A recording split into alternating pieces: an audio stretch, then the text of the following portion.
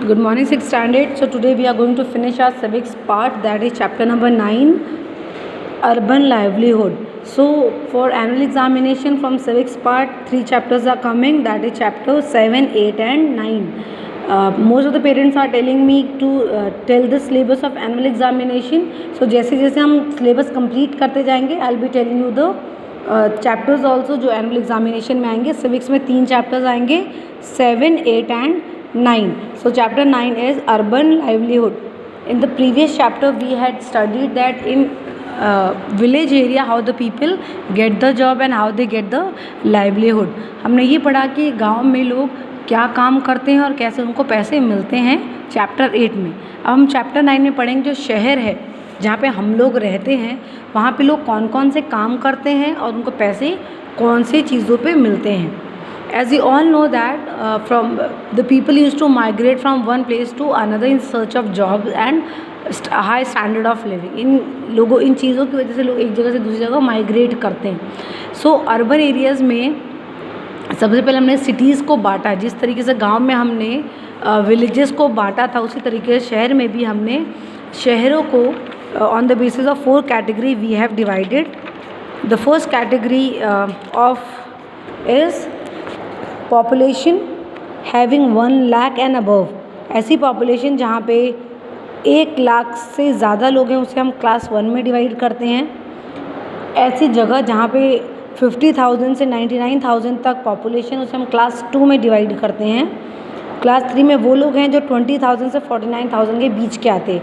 Means जो first section है जो कि है 5,000, वो एक सेक्शन है. दूसरा ये है 5,000 से 10,000 के बीच का सेक्शन. तो इस तरीके से हमने क्या किया है, टाउन्स को डिवाइड कर दिया गया अकॉर्डिंग टू 2001 सेंसस. हमने एक साल में जब हम लोगों ने निरीक्षण किया तो हमने एरियाज़ को पॉपुलेशन के आधार पे डिवाइड कर दिया और हमने उसको स्पेसिफिक एक पार्ट में डाल दिया गया है जो वो है 4 पार्ट्स. सो उसी तरीके से हम लोगों ने लोगों को जो रोज़गार भी देना शुरू कर दिया. लाइक हम लोगों ने जो भी वो काम करते हैं उसको सेक्टर्स में डिवाइड कर दिया है. So there are 3 sectors, primary sector, secondary sector and tertiary sector. First is primary sector, second one is tertiary sector, secondary sector sorry, and the third one is tertiary sector. जब आप 9th और 10th standard में जाएंगे तब आपको ये जो 3 sectors है इसमें 2 और इन्वॉल्व हो जाएंगे. So basically there are 4 sectors. Right now आपके सिलेबस में सिर्फ 3 सेक्टर्स हैं. सो जो लोग काम करते हैं और क्या काम करते हैं उसको हमने डिफरेंट कैटेगरीज में डिवाइड कर दिया गया है. तो फर्स्ट सेक्टर है आपका primary sector. Primary means the first, जहाँ पे लोग नेचर से जुड़ी हुई चीज़ों का इस्तेमाल करके जॉब करते हैं. For example agriculture. एग्रीकल्चर कहाँ पे हम करते हैं, ज़मीन पे, है ना, मिट्टी पे करते हैं. और जो ज़मीन है वो क्या है, नेचुरल है, सॉइल नेचुरल है. और एग्रीकल्चर क्या है, मैन मेड. तो जब हम नेचुरल चीज़ों का इस्तेमाल करके मैन मेड का इंटरफेरेंस होता है तब हम उसे कहते हैं प्राइमरी सेक्टर. मतलब वो इंडस्ट्री जिसमें हम क्या यूज़ करते हैं, नेचुरल चीज़ें. वो इंडस्ट्री जहाँ पे हम नेचुरल चीज़ें इस्तेमाल करते हैं with the help of man, then it is called as primary sector.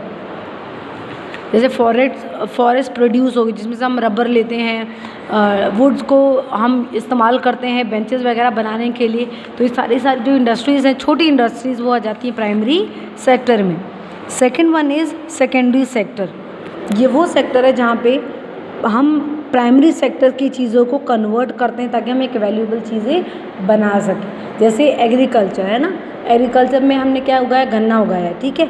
अब गन्ने से हमने क्या किया, मशीन की हेल्प से हमने उसका जूस निकाला और फिर जो जूस है that is the final product. So वो इसमें आएगा.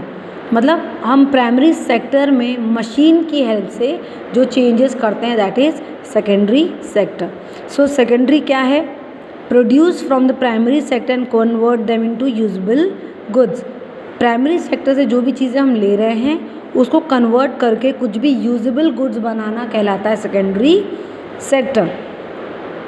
नाउ इस सेक्टर में ओके, सो बेसिकली हम इसको क्या कहते हैं, इंडस्ट्रियल सेक्टर। और उसमें जितने भी आपकी इंडस्ट्रीज़ हो गए, कॉटेज इंडस्ट्रीज़ हो गए, हैंडलूम इंडस्ट्रीज़ हो गए, सिल्क इंडस्ट्री, जितनी भी इंडस्ट्रीज़ हैं वो सब इसमें आएगी। और प्राइमरी सेक्टर में वो छोटे छोटे काम जो हम नेचर की मदद से लेते हैं, जैसे फिशिंग करना, एग्रीकल्चर करना, ये सारी जो चीज़ें हैं वो प्राइमरी सेक्टर में आएंगी। सेकेंडरी सेक्टर में सारे के सारे इंडस्ट्रीज़ आएंगे, चाहे वो लार्ज स्केल इंडस्ट्री हो, चाहे वो स्मॉल स्केल इंडस्ट्रीज़ हों।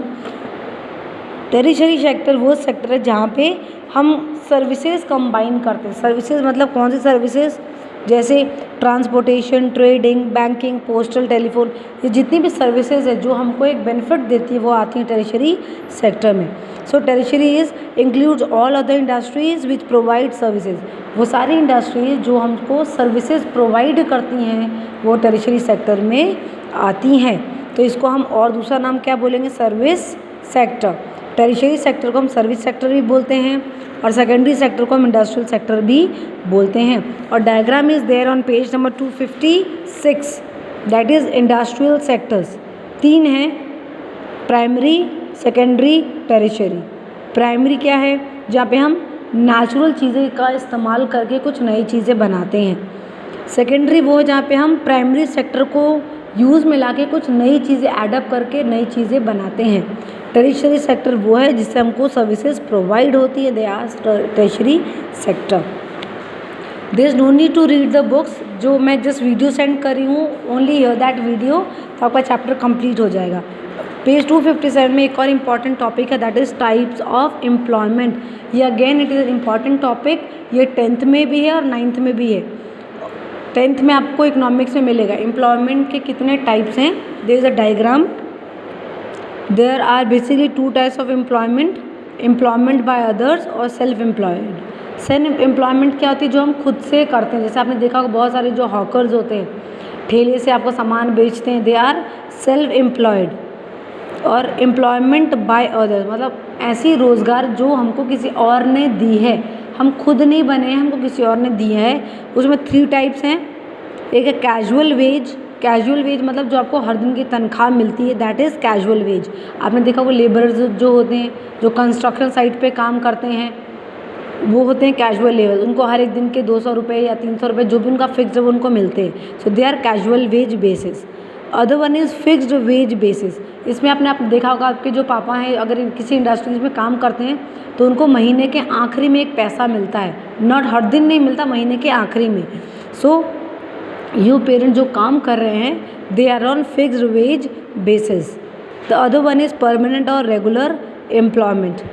ये वो एम्प्लॉयज़ होते हैं जो हम उनको परमानेंट कर देते हैं, जिनको हम कभी निकाल नहीं सकते।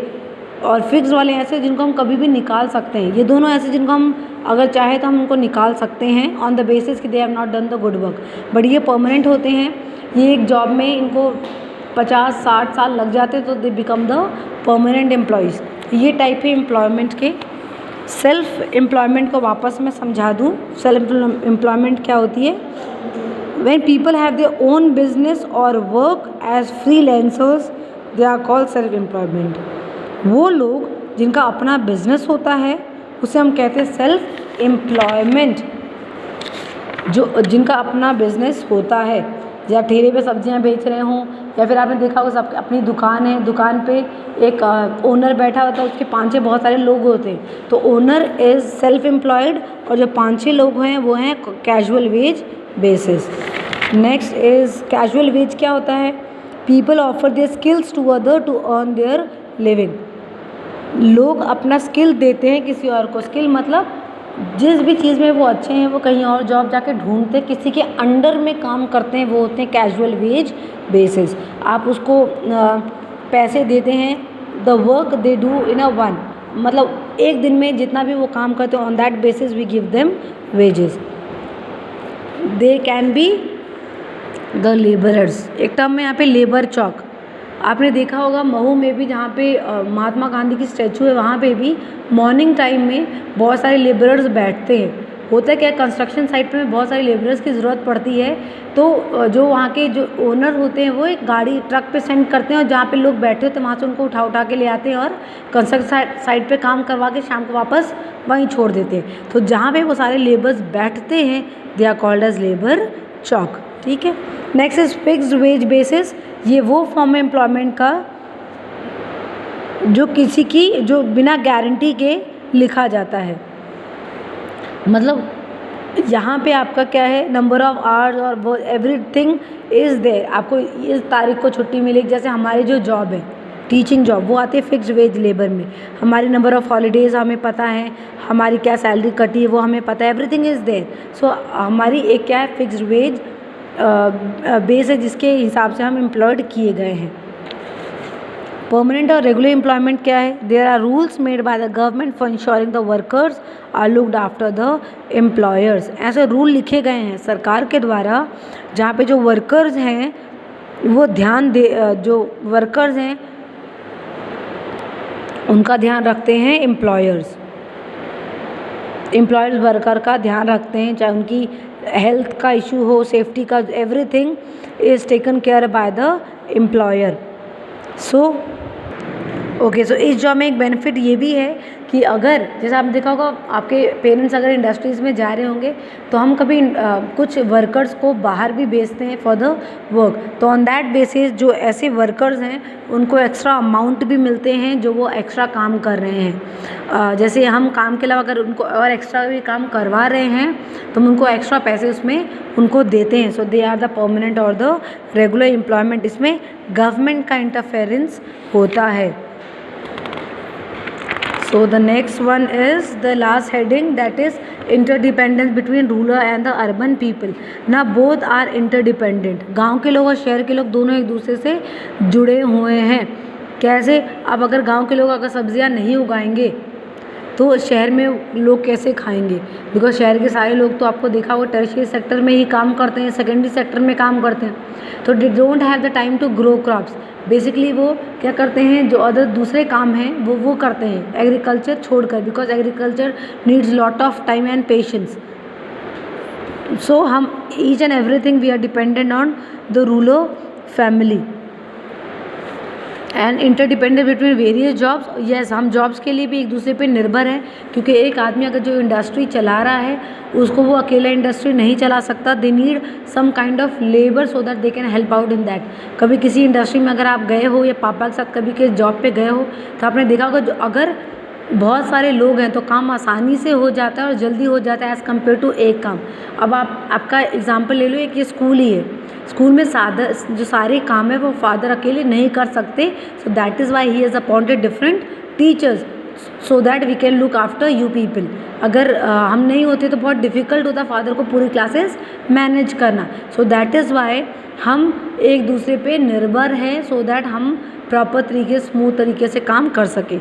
So this is all about your chapter number 9. So tomorrow I'll be sending you the exercise of chapter number 9. After this we are going to start with geography part. So please send the cloth dyeing image, because on that basis I'll be giving you the term 2 marks. बहुत सारे बच्चों ने landforms of the earth भी submit नहीं किया है और cloth dying भी सबमिट नहीं किया है, तो स्ट्रेट अवे आपको 0 मार्क्स मिल जाएंगे.